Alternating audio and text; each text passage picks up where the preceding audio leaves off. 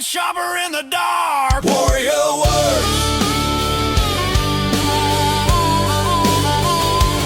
Warrior Works.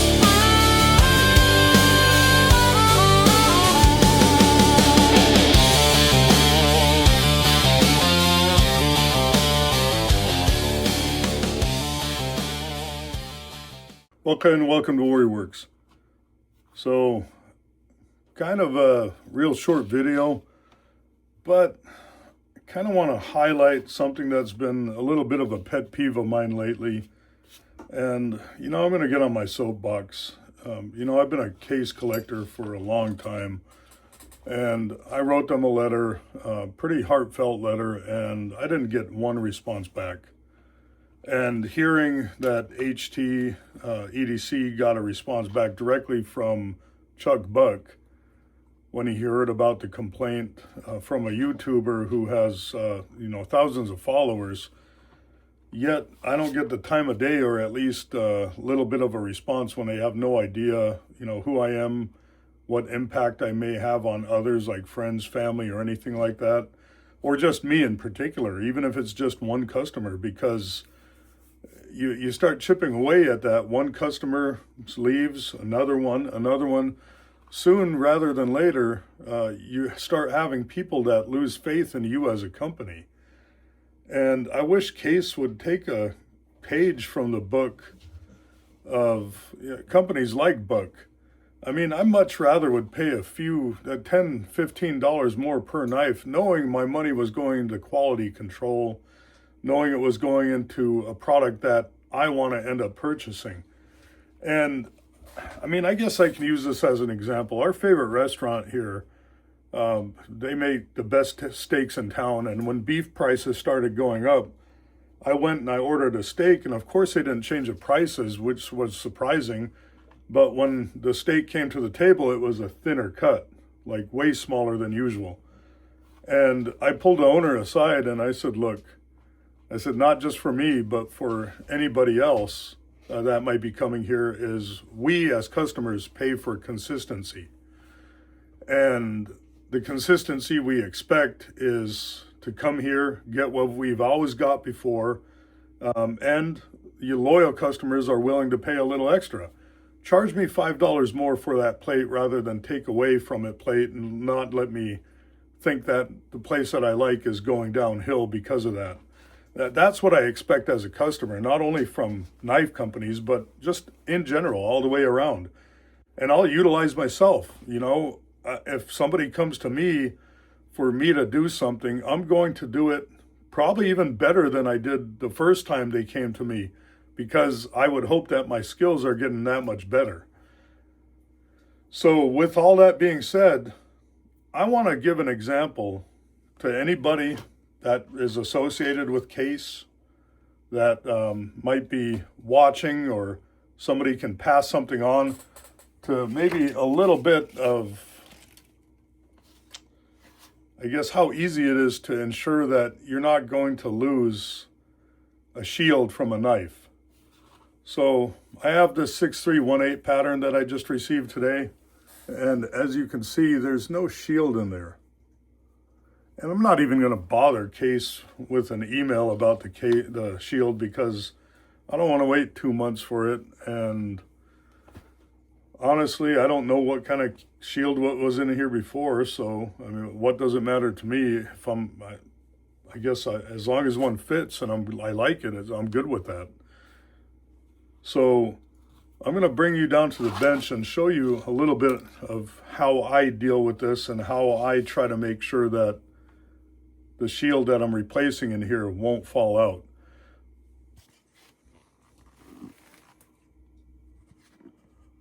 So there's a smooth layer of leftover glue in here, and obviously when you have something that's smooth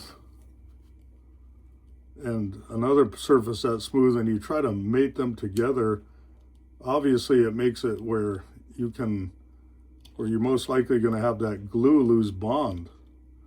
And just, you see a little bit of scraping in there, and I'm just using a little pick And I got a pretty good chunk of glue that's getting ready to come out, and the rest of it is bone. But right here, there's a smooth layer of glue that was ready to come out, and there's other pieces of glue that are coming out. Now, another thing that you could do is take a small little screwdriver and utilize a screwdriver to kind of push and scrape the flat surface, just to kind of clean away some of that leftover glue, so you're not having to worry about that.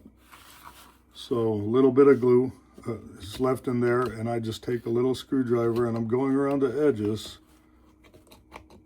and I'm cleaning out that glue.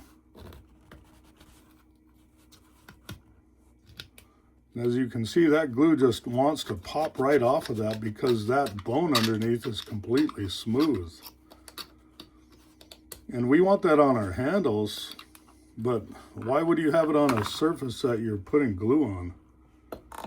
You know, most people who make knives or deal with any kind of gluing a surface were taught to kind of rough up the surface a little bit. And I turned the screwdriver kind of a little bit, and what I'm doing is just scratching that surface. So I'm creating valleys and peaks for it that glue to have something to grab onto.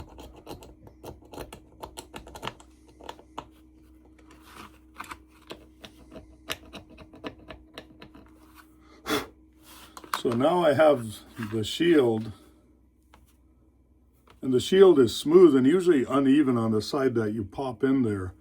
And that means if it's uneven and it's concave, only the portion closest to the glue is touching the glue.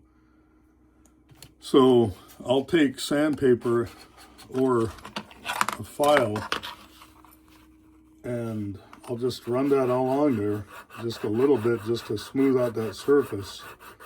Not smooth in the sense of making a smooth surface, but I should say even out that surface. And it doesn't take much, but as you can see from where the shiny parts are and the not shiny parts, you can see where that is uneven. 1 second. All right, I'm back. So I kind of lost my train of thought a little bit, but what I'm doing is trying to get this completely flat, because I know when I stick it in here, it's going to be proud a little bit. And what I'm trying to accomplish is at least most of that surface being able to contact with most of this surface. So now I got a little piece of 80 grit sandpaper over to my right on my little my little sanding jig that's flat surface, and I'll show that sometime. But all it is if you take a piece of sandpaper, and even if you wrap a piece of sandpaper around a flat file like this, and I guess I'll just do it for the video. And you take a flat file like this with some sandpaper, and you just have a flat surface just to go back and forth. It keeps it pretty flat, and now you have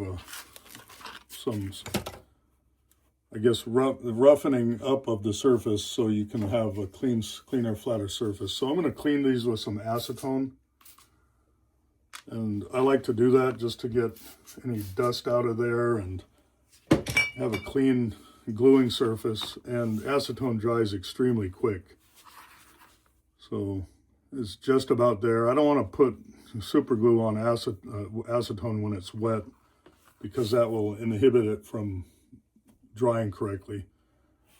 Now what I want to do, because super glue can be messy, is I guess keep myself a little bit prepared. You know, I'll take a little bit of paper towel, and I have my acetone right over to the right to clean off any excess that pours over.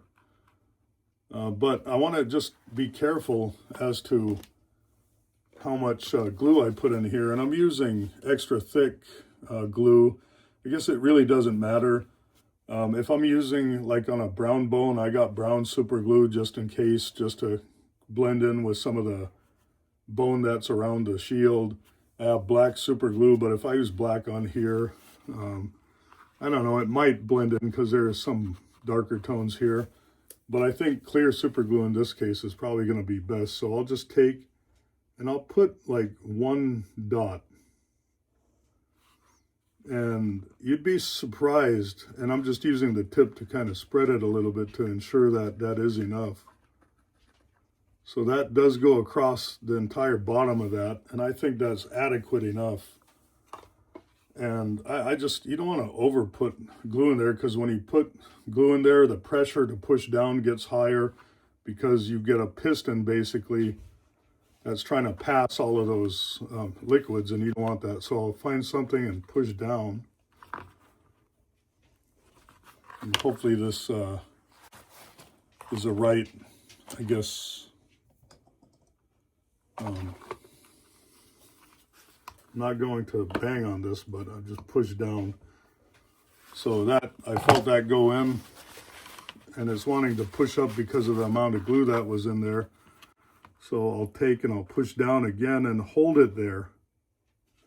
I could see that glue pushing out. So I'm pushing down, the glue is pushing up. I'm going to spray a little bit of acetone on this towel. I'm going to wipe off the extra that came off, push back down again, and I see a little bit more coming out, but not anything that's concerning. I'm going to spray it with activator. And that sets the glue that's around the edges that it can get to. And then, you know, you give it a few seconds. You really don't need more than that. It sets it up pretty quick. And I'll take that same rag and take the acetone soaked part of it, just go back and forth a little bit. And I get left with a surface that is fairly clean, and it leaves me very little to clean up. And in the jigging, I can see some of that glue came out a little bit, and while it's still a little easy to pry off and not completely dry, I'll just go around and kind of clean it up just a little bit. And I gotta be careful not to scratch a bone, so I'll just gently go around. And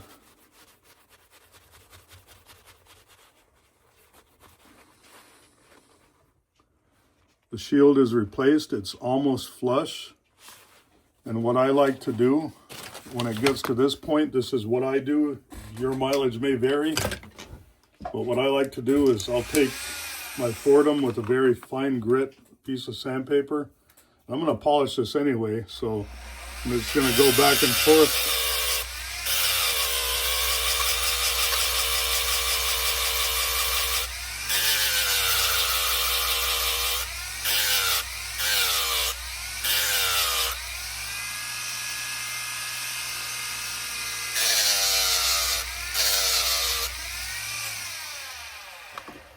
So I'll clean it up just a little bit, but that takes down the high spots. And you know what, I'm already this far, so let me just finish it.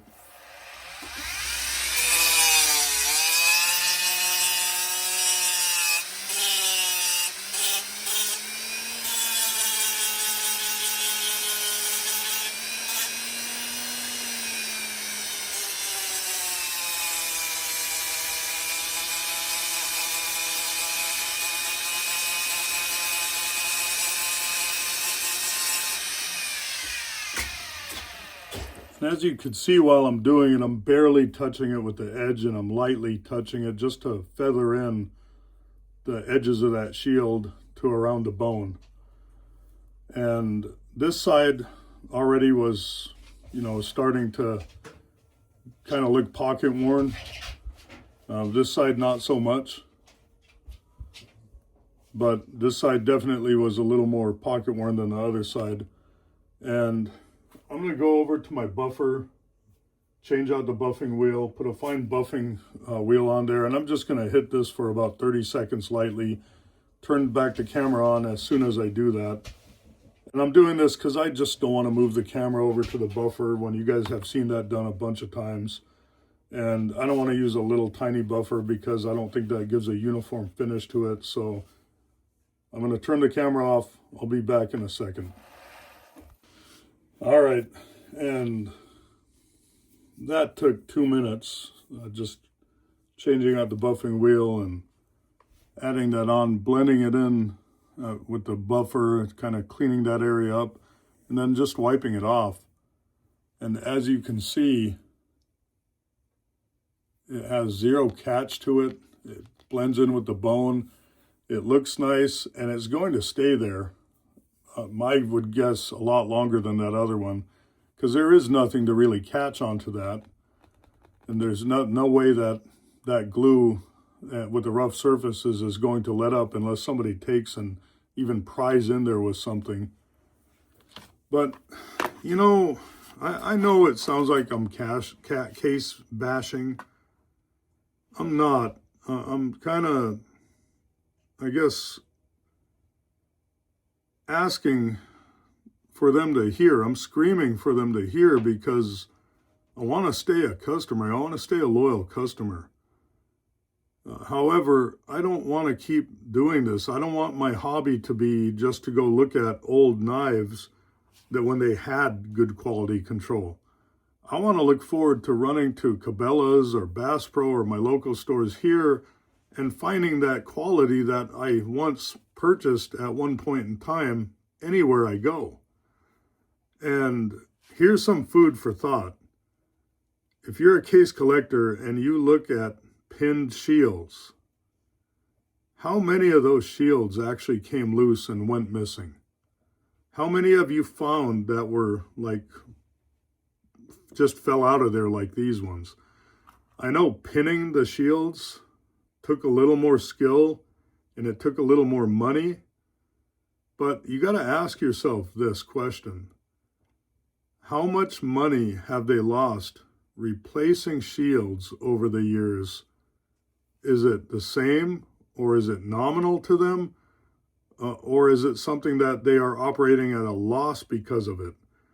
And another thing to consider is they say a lot of people purposely try to collect shields, and there's no way to really vet whether they're sending in multiple requests or from the same knife or something like that. And people are getting replacement shields and selling them on eBay for like a huge amount, a huge profit, because if they get them for free and they sell them for anything, that's a profit. But the ones I see go from anywhere from $19 to $50, in some cases even much more for the more rare shields. So, Case, if you're listening, please consider your customers. Please consider that we like to be responded to. I mean, it never feels good to have communication only one-sided. When somebody takes a time and effort to say something, it's not because they're trying to start a fight. Oftentimes it's because they're trying to prevent one. So, food for thought. This is James. Have a good evening. Bye.